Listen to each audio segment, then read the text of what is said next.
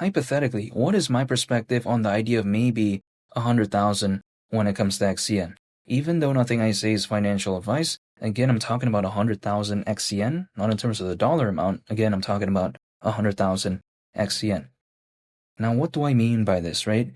In, let's say, a make-believe scenario, for whatever reason, if XCN went to the price of 25 cents, 100,000 at that point times 25 cents, 25 grand. Now, when I take a look at something like that, I am not only just holding XCN, by the way. However, if that maybe were to even happen in a make-believe scenario, I wouldn't find that disappointing. I get it. 25 cents is around a 20x from here. It's not going to be the best hypothetical upside out there of all time, and how can it? Because, of course, XCN doesn't have the smallest market cap out there, but I still like Onyx fundamentals nonetheless, because when I take a look at, just kind of XCN, what it's been able to do historically speaking, I find that very impressive. Like right now, when I take a look at the aspects of Goliath and the launch of the testnet of that, right? Goliath, I'm talking about, supposedly this layer 1 blockchain for the world of finance. I also take a look at the aspects of what they're doing with the wallet. I also take a look at, just their focus on payments, global trade and finance. I am still believing in XCN, but I'm not telling them to do anything, but this is just the way you take a look at it. For quite a while, it was just like, oh, if it's not XRP, then it's XLM. Like, that was the main talk that a lot of my friends had. However, now, other alternatives are beginning to pop up. I don't think they're going to overtake them though, right? But then at the same time, there are more recognizable options right now as opposed to before. And I think in terms of the popularity as well. Like, of course, right now, we take a look at XDC, which is like, the most, I think, popular competitor out there. But there's still, XCN. There's still ZBCN, or should I say ZEBEC. There's still XPR. There's still SwiftCoin. So there is some that are beginning to emerge. But it's not like it's that many, In terms of the number of it, it's still pretty compact, right? It's still not that many. So I still like Onyx's, presence. Sometimes people like to tell me, but, Onyx, they're not doing too much. Well, again, if I take a look at its competitors, it's not really doing that much either. You know what I mean? Like, the way you take a look at it is that it's doing pretty okay for the market that it's focused on, which again is payments and global trade and finance.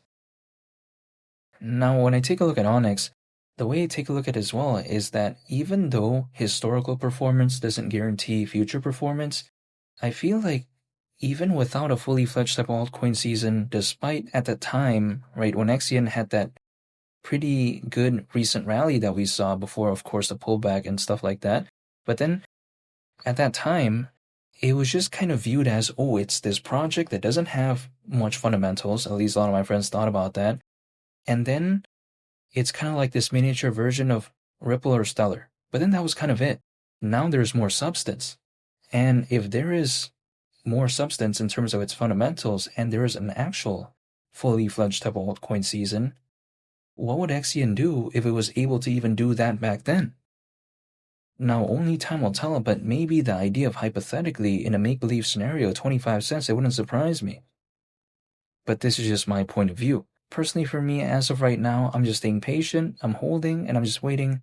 That's about it, because I feel like the days of Onyx, fundamentally, it seems to be ahead. When it comes to like Ripple and Stellar, they've already achieved a lot, right? I mean, they've already kind of done their thing, so to speak. When it comes to something like, Onyx, I feel like, again, it still has a lot yet to prove, which is why I'm still excited when it comes to it. It's like, for instance, right? Let's say there is a very accomplished individual who've already achieved a lot of milestones. It's different than, let's say, just starting off. I feel like Onyx, even despite not really being like, such a small project out there, just in terms of fundamentals, I feel like it's just getting started. Had, they launched the Goliath testnet maybe a long time ago or something like that, or should I say even if they launched the mainnet like a long time ago, it'd be a totally different case.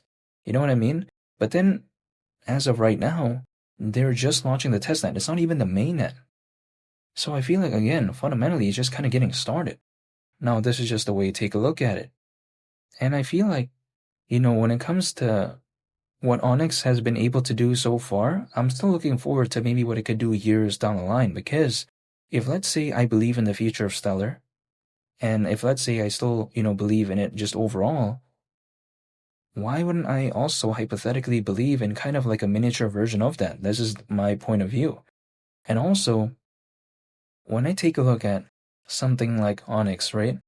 Yeah, sure. When it comes to Onyx, I think, having Goliath isn't necessarily reinventing the wheel. I mean, having a layer one blockchain for the world of finance, it's not like it's the first thing ever in history, right? But then at the same time, I like the progression of Onyx nonetheless. And also, when I take a look at Onyx, what I like about it is that it has this presence. I think it has that it factor. What do I mean by that? For instance, if I was a developer, maybe I could design a project to have good fundamentals, right? Maybe I could design it to have a good use case. That type of stuff could be like pre-planned. But then when it comes to the community, when it comes to the unique, nature of the project, when it comes to just kind of the sort of vibe, I think that sometimes can't really be like, pre-designed, right? I don't think it could be preemptively kind of designed for. And what I like about Onyx is that the community is very passionate. And even though, of course, XCN is not a meme coin, but then it kind of gives me that vibe in terms of the community, in terms of the energy. Because when it comes to these meme coin type of projects, usually I see a very passionate community in some cases. And I think the reason why is because, a lot of these meme coins, they don't really have a good use case, right? So then a way to kind of supplement that is kind of the unique factor, just an overall fun vibe, right? Having a very good community. But when it comes to Onyx, it has that to me, but then it's not a meme coin when it comes to XCN. So I do like that aspect. I'm still staying patient.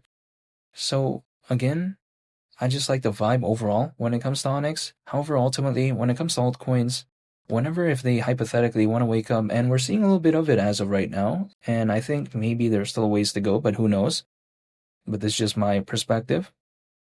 But if let's say the beginning of an altcoin season hypothetically happens in October, or maybe it waits until November, even December, or maybe even next year, January, February, or March, or something like that. Whenever that is, I just want to stay patient because I feel like it was a lot harder, right, to kind of imagine what XCN could maybe be back then when compared to maybe right now. Because when I was first starting to get into, XCN, the price chart was just like flat. You know what I mean? Who knows what it would have done, right? But then I still believed in it. I was just holding, I was just waiting. Then suddenly there was a moment it did something. Then, of course, there was a pullback. But right now, a little bit of a recovery, still ways to go. But I think that showcases that I still won't know the time it will do something. So then, whether or not what happens to XCN happens, that is going to be beyond my control. The only thing I can do is just stay patient, and that's what I'm going to do. Dollar cost averaging, holding, and just waiting. I'm just preparing for a moment in time in which it maybe does something, as opposed to trying to find the perfect moment.